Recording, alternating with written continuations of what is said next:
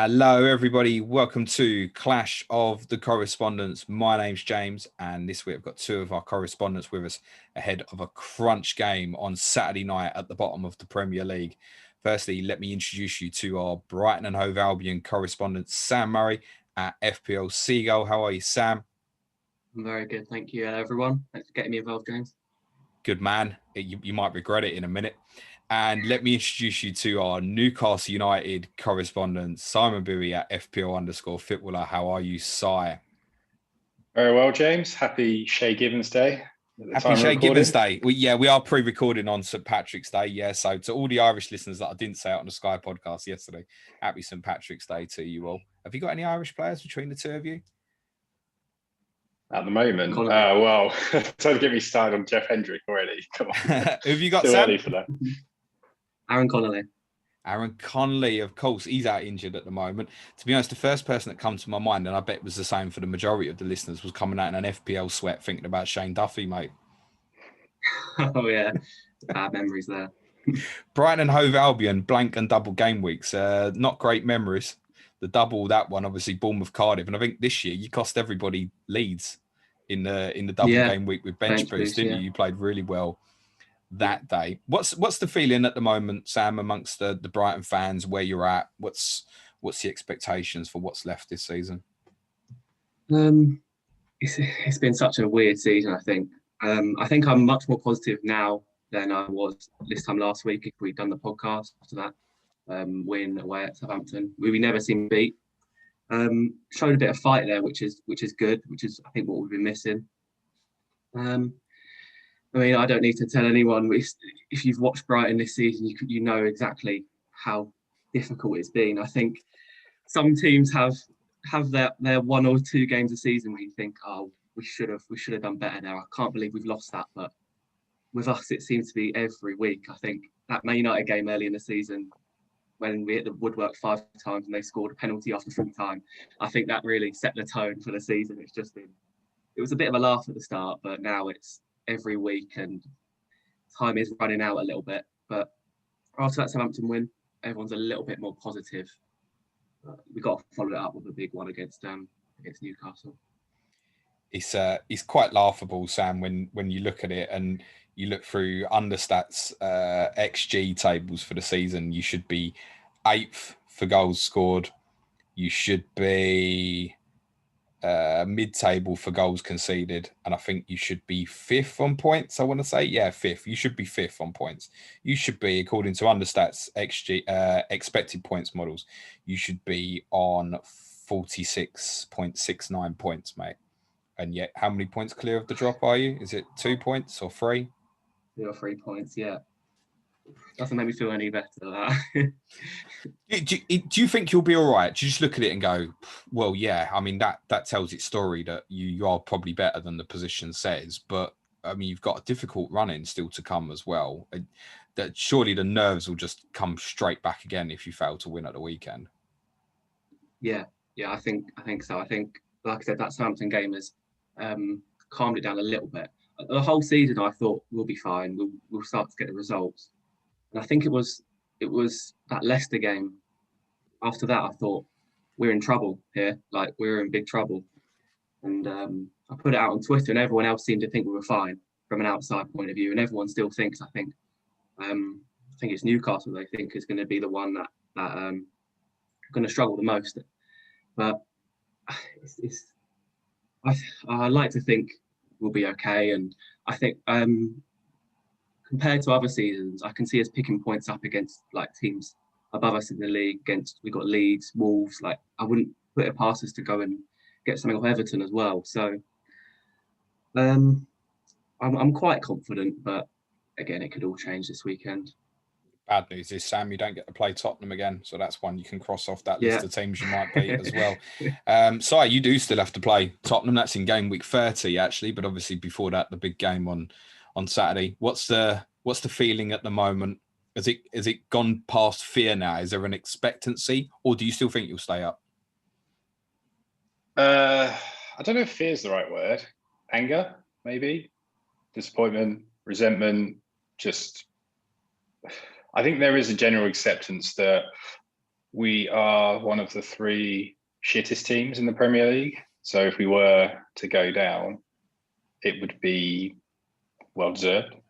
So I think the last time I came on, I was quite bullish about the fact that there were 3 worse teams than us in the league. And quite clearly the run of form and performances that Fulham have put in have shown that they're a better team than us. It's just a case of whether they've got enough time, enough games, and the right kind of games to get enough points to overtake us.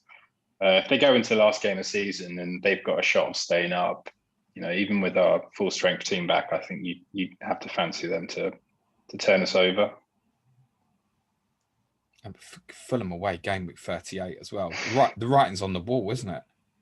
Yeah, as in how big that game's going to be, probably. As soon as the fixtures came out, I think everyone expected Fulham to maybe not be putting up as much of a fight as they have and not be in the running. But we just looked at that game, and I went to the last game in the Championship. I think it was the season opener against Fulham, and we lost that game, played us off the park, and yeah, it's going to be interesting those last 2 games of the season, Sheffield United and then Fulham, with potentially fans back in the stands to see what position we're in and whether that's actually an advantage or not for Newcastle. The Sheffield United, absolutely, 37. That would obviously be at home. Is really interesting because obviously when you went down with Rafa, you had Aston Villa, the awful Aston Villa team in game week 37 that season as well, and drew. And that ended up being the end, didn't it? And everyone assumed that you would go and win at Villa and take it to the final day, but you didn't beat them. And I guess they're the equivalent of what Sheffield United are now in terms of, you look at them. I mean, to be honest, Sam, but after the weekend, it's the only game on paper where you'd be favourites to win, probably. But you do look at playing them at the moment and think, okay, that's got to be 3 points. So you've got the benefit of that. Fulham don't play Sheffield United again. They don't play West Brom again either, actually. Do you want to get the Steve Bruce thoughts off your chest now, Si? You look at his record, right? He's won 2 games out of the last 20. What other Premier League team, football team, professional sports organisation would put up with that kind of run of form? Sheffield United until this week. Yeah, all right, fair enough. You got me there, but they're in different circumstances to us, right? In terms of what their expectations should be. Everyone knew they outperformed last season. And even if you look at the games that they've played, it's hard to argue they should be higher than where they are, but they were never out of the game until this weekend. Obviously, after the change of managers. And there's been a lot of games this season where we've just not been in them, or we've jammed some points. I've said it before. I think Bruce was a poor appointment, paying to get him out of a Championship club in Sheffield Wednesday that were quite happy to let him go. I mean, what does that tell you about your ambitions as a club? And I think he just, everything about him just reeks of mediocrity. He's not had any success as a manager except for getting clubs out of the Championship. So the ironic thing is, if we do, he might be the best one to bring you back. He's the best guy to bring us back. How would you feel if you lost on Saturday and then on Monday morning you woke up and he'd been sacked and were told that Graeme Jones was going to manage the team for the rest of the season? I think it would give the players a lift. I think it would give the supporters a lift. It would change the narrative, except for the tribe of media pundits that are kind of Bruce evangelists and seem to think that he's doing a good job and no one could do a better job, which I think if you ask any fan, and increasingly actually, these pundits have kind of changed their tune a bit to say, well, actually the run of form and the performances and everything else that's gone on is not acceptable for a Premier League manager. And it's not just because it's Newcastle and it's a goldfish bowl and all that bollocks that you can't, do better than what we've been performing like this season. So I think there's 2 scenarios for the game at the weekend. The obvious one, based on our record in the Premier League against Brighton, is we won't beat them. And you never have since they've come up. Played 7-1-3, I think. Lost 4. 1-3, lost 4, I think, yeah. Yeah, but since Potter's taken over, we know we've not even been in any of the games really. You should have lost all of them. I know that's sort of Brighton season all over and their team under him, but it's going to take a lot of luck. I think Anthony Taylor has just been announced as a ref for the game. I saw someone tweeted that Brighton haven't won a game under him, so that might help. I don't think we've got a particularly good record under him either. That's such clutching at straws. Yeah. Well, I mean, this is a relegation dogfight pod, James. That's what we're here for, clutching at things you can. So yeah, I think the most likely scenario is the players off the park, and then it's a case of which Brighton turns up really. If it's the one that played against Southampton, I think we could be in trouble. If it's the one that just misses all their chances and gives us a jammy penalty, depending on who takes it, I don't even know who Newcastle penalty taker would be at the moment. We could get something. So that's one best case scenario. The other one would be we get absolutely mullered and there's no choice but to get rid of Steve Bruce, and we just accept whatever happens in the rest of the season. We take it from there. Well, that's part why I asked, because is Saturday a possible tipping point? I.e., if you went down to the Amex and lost 3-0, for example, does it get to that point with the international break? Because Ashley's obviously done that before, where he brought obviously Shearer in very late in the season to try and kind of get that manager bounce to help keep you up. Benitez came in quite late as well. Am I right in saying that? I feel like that was international break as well, maybe after a defeat to Bournemouth, if I remember correctly in that season. So there is history for your chairman to, I know you don't want him to be your chairman, but the guy who's in charge making those decisions, there is previous for making the change during the March international breaks. Yeah, it's a good point. I hadn't really thought that, but we're a very cyclical club at the moment. And I think we're just approaching that point where we need a manager change. We're going to get relegated. We'll have like a solid. I think our squad isn't as good as the previous ones that have gone down, and I think there would definitely be a couple. We'd lose a couple of key players that we rely on at the moment. Talking about Almiron and most likely St. Maximin as well. So I don't think we'd be in as good a position to come back up, and who knows who the manager will be at that point. But yeah, if it is to be Bruce's last game, I'll kind of look back at this weekend as small victory in a way. Bad enough. No, I get that. There's most people I would say, what are you saying? But in an odd way, I mean, it kind of feels to the outside. I feel like Graeme Jones is already doing everything bar probably picking the 11 on the pitch.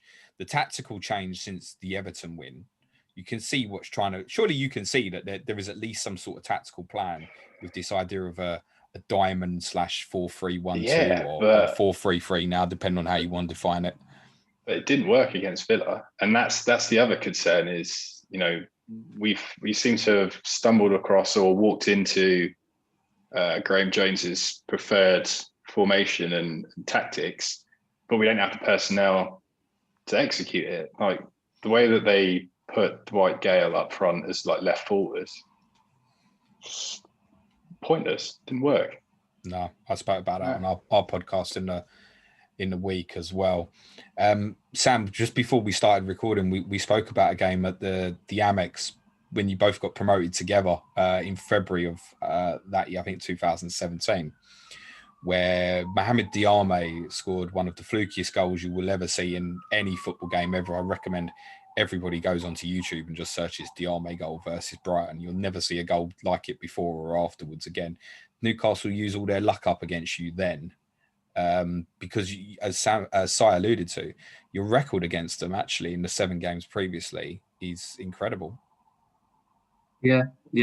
One of those teams that we have done quite well against since we got promoted. Won 3-0 earlier on in the season. Seems like ages ago now, that game. You were great that day. Dominated. That game was over in 10 minutes. But yeah, those stats are good. But then also we've won one home game all season. So I don't know how much you can look into that sort of stuff. Thanks for reminding me, Sam. So, isn't it the last 3 wins you've had at the Amex have been in different years? All in different years, yeah. Yeah, that's crazy. Tottenham, Arsenal, and I feel like it might have been Leicester maybe in 2019. I can't remember. You'll know better than me. But I do have a trivia question for the both of you, which you might be able to answer. So in the 7 games that you've played each other since you've been promoted, Newcastle scored 1 goal. Do you know who scored it?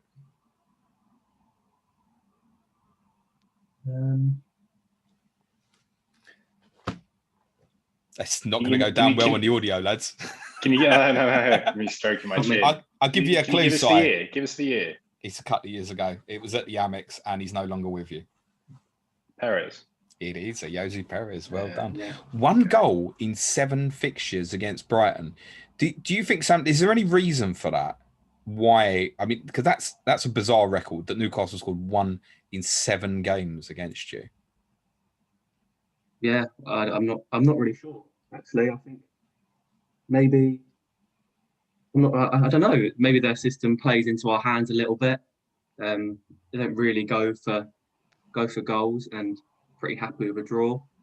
But I'm not really sure. I don't think we've got a record like that against anyone else in the league. I think we're quite good against West Ham, actually, but can't really see any similarities with those teams down the bottom. It's because we're shit, Sam. If you're looking for a correlation between that stat and... I don't want to say I saw you nodding away, Si, but then look, Steve Bruce hasn't been in charge for all of those 7 games, for example. There's been other people in charge. So we can't just put it all on that and recency bias, for example.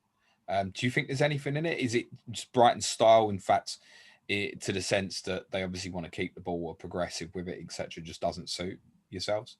Yeah, I think styles make fights, and their approach and our approach lends itself more to their style coming out on top.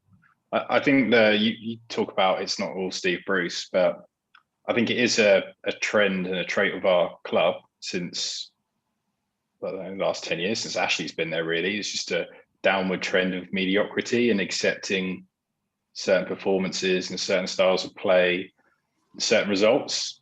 And I think that's the consistent thing that's been across. And people wonder why there's still this clamour for Rafa. He was literally been the only person in the club that I think would not accept that level of mediocrity and fought against it, and ultimately decided that it wasn't a fight he could win. But that's the story of our, we came up the same year as Brighton. It's remarkable that we've ended up in the same place as well and gone completely different kind of tracks to try and get there. But I know which club I'd rather support right now in terms of the structure and potential of it, and looking forward to... You just need a lot of investment side. We know that. You need new ownership. Look, your club has huge potential. We know that. That's kind of the dream in terms of getting the ownership, etc. Because everything else in terms of stadium, I know they want to make the Gallagate end a little bit bigger as well. Take it up. Mate, the stadium's falling apart. You've been up there recently. I tell you it's what, like moss growing off it. Once you get up that away end, it's difficult to come back down, mate. Because it's a long bloody way up, as you'll know. But no, listen, the stadium, okay, it might need a bit of a clean up. No one's been there. But it's in place. The support is there. The backing of the city, if it's all going right. So Brighton's a growing football club. I mean, if I'd have said to Sam when he was a kid, you're going to have the stadium you've got now and have 30,000 in the ground every week, I don't think he probably would have believed me, in fairness. No, I'm so lucky that I started watching Brighton when I was very, very small, and we were bottom of League One, and since then it's been straight up, really. And if we can stay up this year, I think we can really push on, and we wouldn't look at our place as a top 10 team, really. Did we have this conversation this time last year, though, Sam? Yeah, I think so. I think we just stayed up. I thought this is the season we're going to kick on now, and then I all summer I was saying it. I thought you had a good shot of finishing top half this year. I think the XG model suggests that you probably should be in the top half, but for one reason or another, you're not. What is the main reason why you're down there? Is just obvious. Putting the ball in the net. Putting the ball in the net, yeah. That Southampton game was the first time we scored more than 1 goal since right at the start of January against Wolves. So many times we have all these chances, and we will find different ways of missing open goals. It's quite funny, but I think we need someone to partner Maupay rather than replace him. I think he brings a lot to the team, but can't really rely on him to score goals. Can't rely on Welbeck's fitness. I think if Glenn Murray was 10 years younger, would be onto a winner there. Maupay's on a long run without a goal, none since that fixture against Leeds in game week 19. I said on Monday's podcast that if I had to buy a Brighton forward on a free hit this week, it would be Welbeck over Maupay. Is that right, or would you still have preference for the Frenchman? Like I said, I do like Maupay. Sorry, I do like Maupay. He does really suit our system. Not in goal scoring form though, and if Welbeck, you're not sure on Welbeck's minutes, but if he's going to get 90 minutes in a game this season, we've had a week rest now, and we've got an international break after. This seems like a pretty good game to give him a good run in the team, and I think he'll start. And would I go for him over Maupay? It's a close one. It's a close one. Maybe. I think I would go for Welbeck. Go on, stick your neck out. One or the other on a free hit. Which one? Welbeck. I got something right this week then. Can we consider any of your forwards, Si, this week on a free hit, or is that just James, what you're talking about? You can consider Trossard if you want. I think he's probably a good pick. We've always with Brighton struggled with those number 10s that played against us. They always, like when Gross was playing more in that position, I think he always had a good game against us. So I think he's a viable shout if you've got space or looking to get a midfielder in for a 1 week punt. He scored last weekend, I think, right? Looked like he played well. Yeah, obviously I'm going to come on to that with you, Sam, as well, because you obviously changed system at half-time at St Mary's. Is that a product of Burns' injury, or do you think that's something that you wanted to do anyway? I think, Potter prefers the three at the back system. We use that for the first half of the season. Then injuries to Lamptey and March, who are not only brilliant players, but really important to the way we play with wing-backs. Forced Potter's hand a little bit, experimented with Veltman and Byrne in a back four.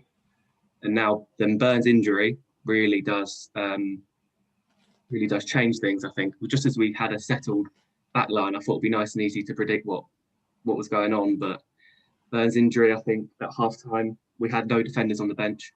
So we got no other left back apart from a young Polish player. I'm not quite sure was ready for a start. So we stuck Zakiri at left wing back and Gross on the right. So I think that's probably more down to Byrne's injury. If he's fit, we probably go back to the back four. But if we can't make it for the game, then probably we'll be starting with wing backs.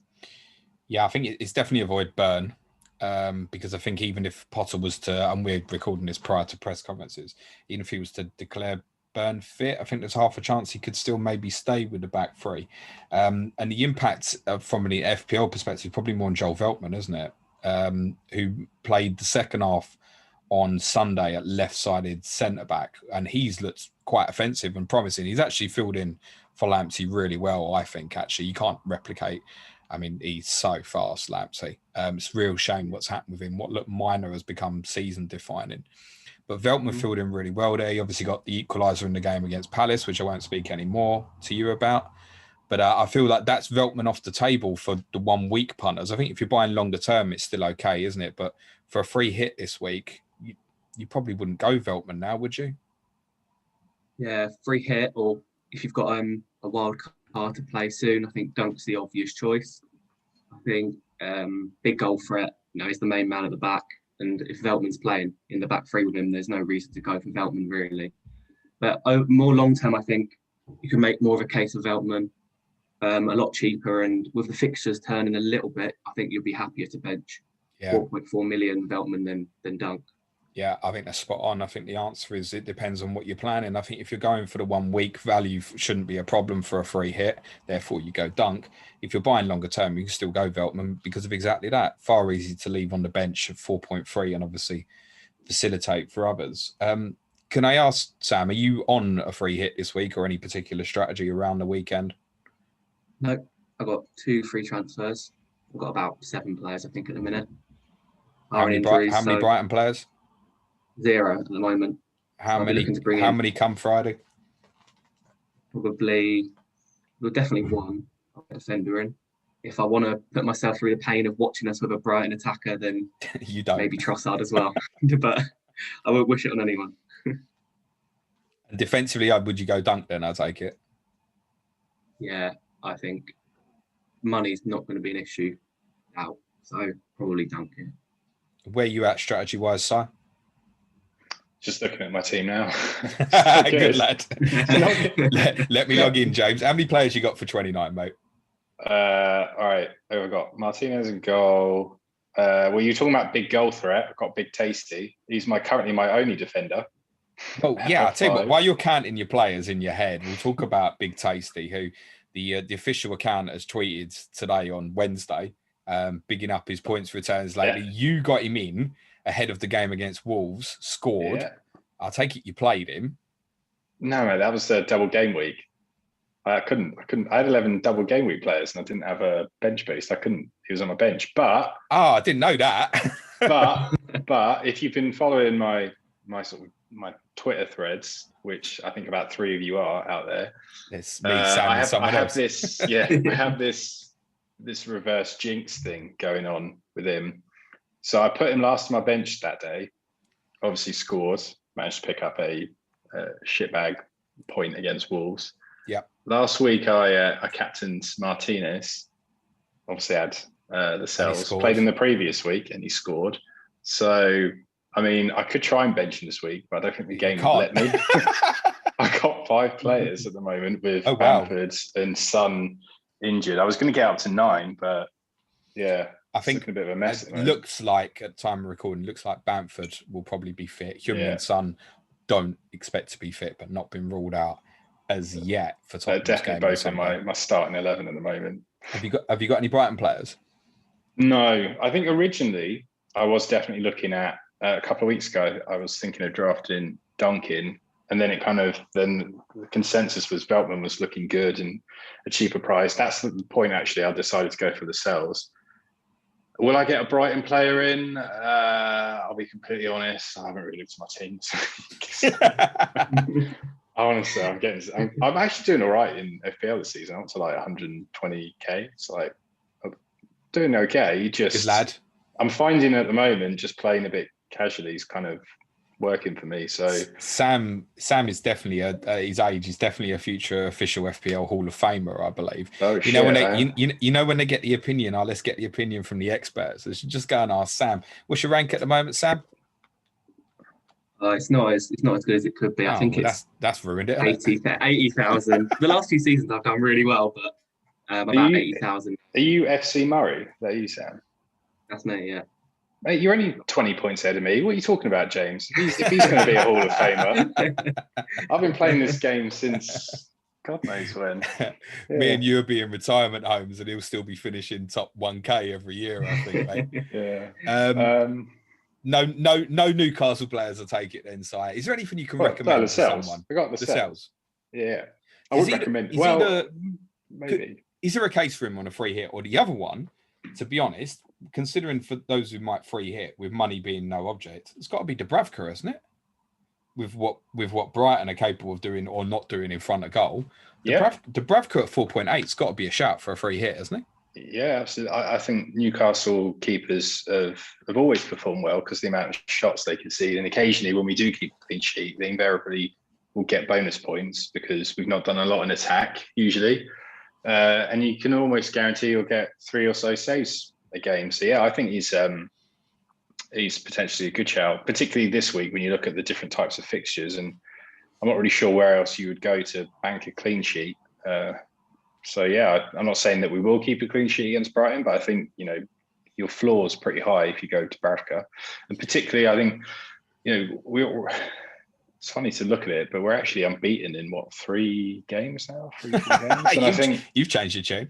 No, it's not that. I think there's definitely been a realisation within the players' camp, particularly with the results that Fulham got. I think the Liverpool game, where Fulham got that result, you can see the intensity and the concentration in our defending's improved, and there was genuine disappointment, not expectation, when we conceded against Wolves, and it was a bit of a freak goal. And I think apart from that, we did look pretty solid. And I think that's going to continue, to be honest. Even, you look at our fixtures coming up and we've got some tough games. I think, our head is likely to drop in a few of those. But I don't know. As I said earlier, I'm not sure if the Brighton game is going to be that. I think if we put in a bad performance, that should be the end of Steve Bruce, because the opportunity's there, the motivation's there, the players are playing all right in terms of being organised. We don't have any of our free players coming back, our free most potent attackers. So I think it's all set up for us to try and do another contained job. And I would be surprised if Brighton run riot. But at the same time, I'd also be a little bit happy because hopefully Steve Bruce gets sacked. Isn't it the point, though, that you were playing much better, as I said, to be honest, from second half against Leeds, when you lost in that midweek set of fixtures, then you won at Everton, which was first game back for St. Maximin. I know he was substitute for a number of games, but it was like he's nearly back fit. You've got this new system you're playing with Almiron doing bits. We spoke about it when you last come on, playing really well. And it felt like you had a new system and a new little bit of identity. And I thought, looking at you, you're going to surprise some teams. You could have well been ahead at Old Trafford at halftime when you played up there. Just felt like you run out of legs. And then obviously since then, you've had all these injuries, Wilson, Almiron, St. Maximin. To lose all three of them together, surely with this new diamond system and those three in the team, actually, are you possibly an exciting prospect on the other side of the international break if Steve Bruce is not in charge with the carrot to that stick? An exciting prospect. I mean, it's going to be exciting just because we need points. I think Wilson looks like he's going to be the first one back. I know he did an interview at the training ground today saying he's targeting a particular game. I don't think he said what game that was. I'm sure he'll be scoring the winner against Tottenham in game week 30, mate. Yeah, it'd be nice. I'll pick up our usual points against Spurs. Thanks. Very much appreciated. But Mourinho did win there last season, didn't he, for the first time? At least he won somewhere. Don't get me started. This is about relegation fights. I'm ready myself for that next season, mate. Oh, come on. Be fair. He's not that bad. Let's be honest. I'm being fair on Newcastle. That I think what I saw prior to them injuries, I think these fixtures you've had recently, like West Brom, Villa and stuff, if you had them front three on the pitch, you win those games, mate. Yeah, I agree. But it's funny you mentioned about, this isn't all Steve Bruce's fault and we've had issues before. And I mentioned about us being a very cyclical club. There are eerie similarities to the season we went down with Shearer. In the season started with Keegan. We had Michael Owen, Viduka and like Obafemi Martins, and everyone was like, oh, this is quite an exciting team. Took a while to click, changed formations, was doing well. Then injuries hit. And obviously, I want to talk about Kinnear and all that bollocks. You're good. But we just never were able to quite recover from that. And there was really strong parallels with that in this season. And that coupled with the fact that, you talk about us potentially taking points off Man United, we would never go to Anfield and do what Fulham did and pick up that. We just don't have the mentality or the coaching or the tactics or the available players to do it. And I think that's those two things combined, the injuries and how quickly we can get them back up to form and hope and keep them fit, because there's obviously a chance that you rush them back and they get injured again, coupled with the fact that, belief in the camp has never been that high to be able to go and get a result like that. And you look after the Brighton game, we've got Spurs at home. There's an opportunity there. I don't know. You can tell me. I guess it's after the international breaks. We can't use the European excuse of you playing in the Europa League. Oh, I'm sure we'll find one, mate. Burnley away, which recently we've done better at, and I think based on that, I was looking at that XG table that you mentioned, Understat. Technically, Burnley should be in the relegation zone now. So. On a few counts, and we should be fourth from bottom. So I think it's not all bad. Yeah, there's we are where we are, right, fourth and bottom. But there's some opportunity to take points there, and then you've got that horrible block of West Ham, Liverpool, Arsenal, Leicester, Man City. It wouldn't surprise me if maybe we pick up a couple of points in that run, and then it's Sheffield United, Fulham. So it all depends on when the players get back. If we're just going to continue this like slow bleed of Steve Bruce till the end of the season, or I think if this weekend goes awry, it could see something dramatic there happen. could be a lot of ifs and buts with that run you've got. I mean, looking at it on paper, game week 32 to game week 36 before the last two of Sheffield United, Fulham looks particularly grim. But then you've got Liverpool, who could have Champions League involvement either side of playing you.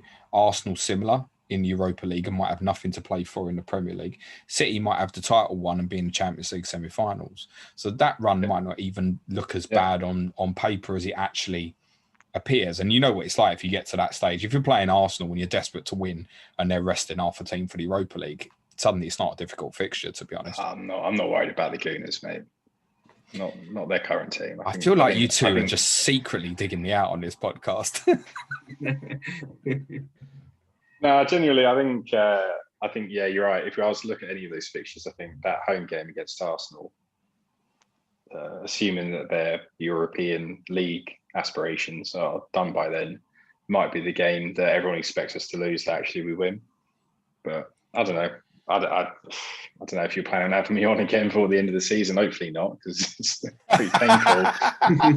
But listen, let me tell you right now, if Fulham and Newcastle is up for grabs, you and Dara are coming in on prior to game week 38, mate. I'm fully expecting this to be my last Planet FPL appearance for a while, mate. So it's been a pleasure. Thank you. Are you expecting it to be yours, Sam? I hope not. Sam wants to come on again. Yeah, I love it. I'll become pretty irrelevant if we go down. So no one cares about Brighton if we're in the Championship. You've got tough fixtures as well to come, haven't you? Is that the real concern this week as well? Where I think psychologically, Newcastle still got a couple of games after this weekend, Tottenham and Burnley, where you're thinking, it can pick up points. Yours, you look at United and Chelsea being the two away games afterwards with Everton at home, or is it what we've discussed so many times with you in the past? It doesn't actually matter for you so much because you're capable in these games. Yeah, apart from Man City maybe, but all the other ones, I think I fancy us to get something out of. You look at the games against West Brom and Palace; they're the ones you think we'll get points in, and we lost those. And then away to Southampton, I thought that was a big win there now to set ourselves up for the running. But it changes every week. I think Fulham beat Liverpool away, and everyone was saying Fulham are fine now. It's between Brighton and Newcastle, and then we beat Southampton, and suddenly we're fine, and we knew they'll be fine, and it's now between Fulham and Newcastle. So you know what's next. See how it goes. Long way to go. Brighton 0, Newcastle 1, XG 2.7 versus 0.4. Wouldn't surprise me anymore. Can you just briefly talk about that? Not the Palace game, it's ridiculous to go over, Sam, but the West Brom game with the dunk disallowed free kick and the two missed penalties. It was off the back of that being straight after the Palace game was ridiculous, wasn't it? Where was you at emotionally during that game? That West Brom game was just that dunk goal. I celebrated it and then it was disallowed, so I thought I sat down again. And then the ref gave it. I celebrated it again, and then we missed the penalty, and then we got the second penalty, and I just started laughing. I said, "We're just going to miss. We'll miss this. There's no way he's scoring this." Came straight back off the post, and then full time I went and sat in the garden for half an hour just on my own. Right. Oh, it was painful. I don't mean to laugh, but I think it's I've got no allegiance to your club or anything, Sam, but to be honest, it got to the point where it was just funny. It was just funny for all of us watching it. Because, but it goes so far where you think, okay, it's funny, but I don't really want them to go down off the back of that either. I mean, I don't want any of you guys to go down. So I do want you to come back on to see. I don't listen. I think Newcastle United, irrespective of what, mate, generally, particularly when the crowds be back, is a fixture that you should look forward to. Absolutely. The Premier League, I think you've seen it with Leeds this year. The Premier League's a better place for having a club like that back around, and it'd be the same with yourselves. Brighton's a growing club. Sam knows. Sam knows that when they came up, they were built ready to come into the Premier League from being in ruins, basically only 10, 15 years earlier. So what they've done's remarkable. But I think Sam knows that his club's a long way from being someone who can instantly jump to be a top 8 club or so. You walk into money, it happens overnight, mate. Yeah. And I don't know if us getting relegated increases those odds or not. I think I was pretty bullish last time I came on, or an earlier pod I did with you, and you poo-pooed that by saying actually they're going to change the EFL or the Championship takeover rules. So I was kind of clinging on to that hope that we'd be able to get a shake in the back door that way by getting relegated. As part of the plan, go down so you can get taken over. Get rid of them. No, I think you won't find it easier. I don't think. Although money might talk a little bit more at that level. I don't know, mate. I don't know. I wish you both luck for the weekend, guys. Sam, if you were to go 3 Brighton players on a free hit, who would it be? Trossard and Danny Welbeck. 2 attacking players, yeah, from Brighton, the team that can't hit a barn door. This is it. This is the week it changes. Si, can you recommend anyone other than Lascelles? Darlow, I think, is a good shout. Dubravka. The backer. Yeah, I'm sorry. Darlow's going to do nothing, I don't think. Well, do you know what? It's because I'm looking at the reserve keepers, and I know the FMO FPL boys used to love putting Woodman in, who was like a 4.0 goalkeeper. I had Woodman last year as well. Yeah, he's a classic. We got a little boy called Langley, who's 3.9 as well. So if you double up on the Newcastle goalkeepers, that's 2. I think Lascelles is a decent pick this week. I think if we're going to score some points, as he's proved, it might well come from him. Bonus points wise, Clark is always outperforms him. So actually, for a 1 week punt, it might be that you'd want to go for, if you're going for Newcastle defender, go for Clark instead. I think he's due a goal as well. Any love for Jacob Murphy after his cameo last week? He should be playing, and he's actually done really well under Bruce. And Bruce has played him everywhere: right wing back, midfield 3, whatever he was trying to. I think left forward, and then obviously at Wolves, where he was supposed to be playing right back, but was in left forward position. That whole thing kicked off with Richie, which we've not talked about. So I don't know if you wanted to go into that whole. You can if you want to, mate. Yes, that was on my notes. Things to talk about. Off you go. But yeah, just to wrap up player wise, I think Murphy. I think it's feeling like Bruce might throw something different in for this game, or potentially, in terms of maybe starting Andy Carroll. You might see something a bit left field like that. I think that Dwight Gale spot is up for grabs, and you'll either put Murphy in there, or they might think, the systems needs a bit of tweaking, and you might see Andy Carroll. Well, hopefully he'll come on for more than 2 minutes, because apparently he's on like a fat appearance bonus. I don't know why they're bringing him on for just 2 minutes, but I think the way I see it with Carroll, I don't think starting is the solution, because of the way you're going to play now. I mean, you can't press with him, and you'd have to play a completely different system. I think you have to go back to like a 4-4-1, and he becomes disconnected from the rest. I think Carroll now, because of his lack of mobility, he needs to be in and around the box. So I think he's a case of 15 minutes to go.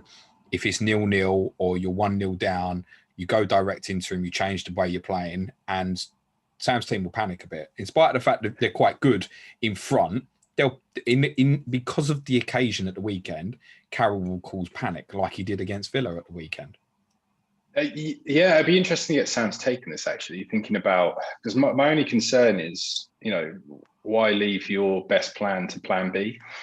And that if that kind of direct approach is actually how we're going to get the best results, like why wait till we're hopefully 0-0 or losing to implement that strategy would be my only concern. But I see your point. I know Carroll can't last 90 minutes, and he's done nothing this season really to suggest that he should be starting. So yeah, I think Joel Linton's looked lively, but fuck me, that guy he just doesn't shoot.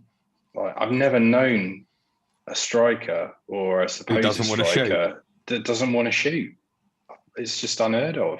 He's had 3 1-on-1s in the last 4 games, I think, and he's tried to pass them. He's not even when you reflect on it and you think, oh, players have gone through bad spells. I can't even think of too many chances he's missed over the 2 years. He gets in the positions. I mean, West Brom and Villa, he had the same occurrence that happened on the right-hand side, exactly the same. And you think after the West Brom one where he had to shoot, this one against Villa was a bit more difficult. You think, well, he'll definitely shoot this time. And he tried to do exactly the same thing. Again, just put your laces through it.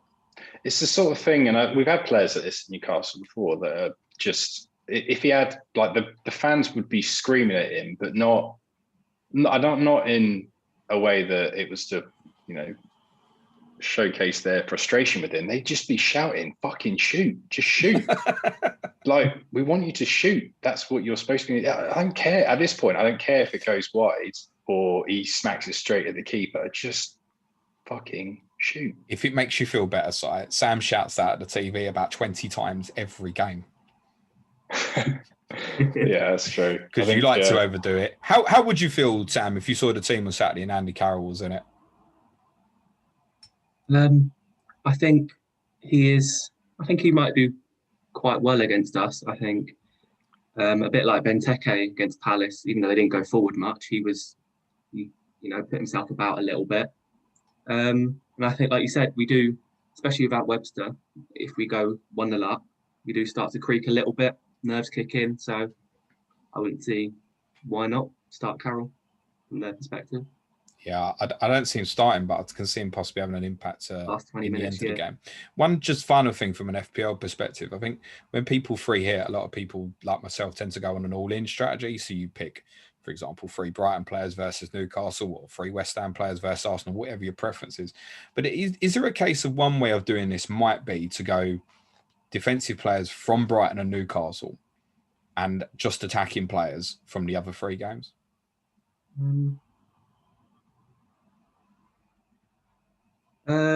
Yeah, maybe. I think if there's one game you're going to do it for this week, I think it's probably R1.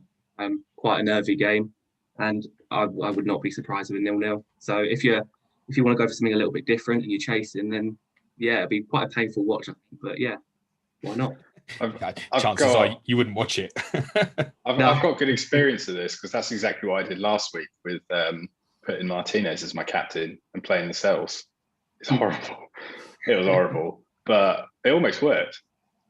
Worked. You weren't far off, actually, mate. Although I guess the Lascelles goal kind of cancelled out the loss of the Martinez points, although he was obviously your captain, wasn't Captain, yeah. I think he went from 10 points to 2 points. It was the most bizarre thing because obviously I was screaming and celebrating the goal. Then I realised who it was, and I celebrated even more because of my FPL team. And then I realised that he'd scored against my captain. And then I saw everyone tweeting about the fact that he'd gone from 10 points to 2, and I didn't really give a shit at that point. But it was just, I thought it was all quite hilarious. It's pretty funny. You love a bit of Big Tasty on this show, mate. Thanks very much, guys. Before we let you go, must get predictions. Sam, you go first as the home team, mate. Well, frustration, especially if you've got any of the forward. Don't expect anything from them. I think it's always a safe bet for Brighton to predict a 1-1. I think that's what will happen. Keepers in the mix at the bottom. Si? So my prediction is going to be who the mole is in the Newcastle squad before I talk about the game. And I'm 80% sure, based on no research whatsoever, that it is both the Longstaff brothers. Okay. The mole. Do you want to enlighten us in any way, or? Partly because just of how Bruce has treated the pair of them, and Matty Longstaff in particular he was very close to going off to Italy last summer, and we begged him to sign a new contract. And the only time Bruce has played in this season is against the big 4 teams, and he's done all right in those fixtures, and we've not seen him since. And he keeps playing Hendrick, and if he does it again, he's going to have more than a mole to deal with. But yeah, so this is the only platform I've got, so I just wanted to get my conspiracy out there. To be honest, listen, all opinions are courtesy of FPL Football, are not necessarily representative of Planet FPL, obviously. No, you crack on, Si. There's no sponsors on this pod. You can say what you like, mate. Good. Okay. Predictions for the game. I think we will lose, but not by enough that it pushes Bruce out the door. Score? 2-0. I'm going to go the same.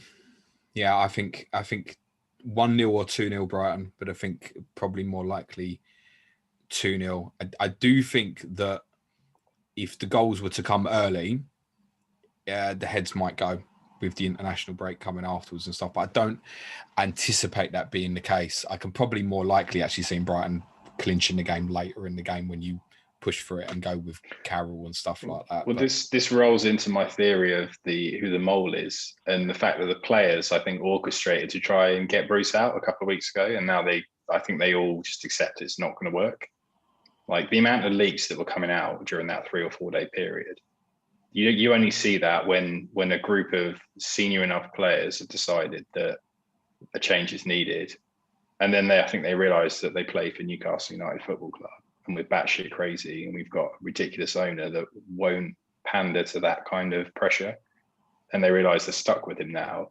And actually, it's their own careers, Premier League careers, are on the line, because not a lot of our players are going to get another opportunity. No Premier League club's going to come calling, apart from the couple of recent acquisitions that I mentioned, the foreign guys. They're the only ones that are going to have any kind of market value. So I think they bucked their ideas up in the last couple of weeks. They're not necessarily playing for Bruce. I think they're playing for themselves.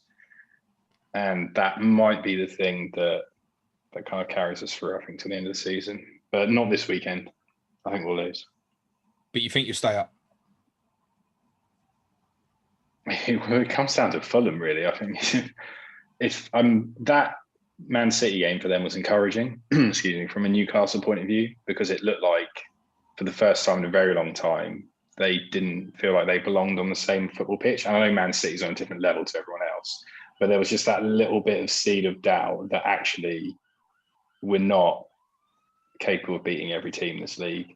And I think the next couple of games for them is going to determine our season. We need to go into that last game of the season mathematically safe, or else we're fucked. Noted. I'll see you before game week 38, mate. And Sam, I take it you are confident you're going to stay up, right? Well, we'll see. We'll see what happens this weekend. But yeah, more confident than I was last week anyway. Do you think, just before you go, do you think Burnley or Southampton could get dragged back into this? I think Southampton's fixtures are quite good. I think they'll have enough. They only need another 3 or 4 points probably. And Burnley always seem to pick up them wins every so often. Now I think it's between Brighton, Fulham and Newcastle. And I'd love to watch that game on the last day, Fulham Newcastle, and having no interest in it at all, and just watch it from a neutral position, and we're safe.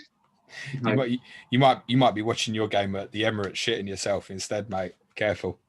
That's more likely, yeah. Thanks, guys. You can follow Sam on Twitter at FPL Seagull, and you can follow Si at FPL_footballer. We have 4 Clash of the Correspondents for you during the international break, starting with Villa versus Fulham next Tuesday, Adam Hotcroft and the Tinkerman. And we got Leicester City, Southampton v Burnley, and Arsenal and Liverpool all on before game week 30. I'll be streaming on YouTube with my Ask James stream at 9 o'clock tomorrow morning and in the hour leading up to the 6:30 p.m. deadline for game week 29. Good luck for the game week, everyone. Thanks again to Sam and Si. Cue music, please, man child.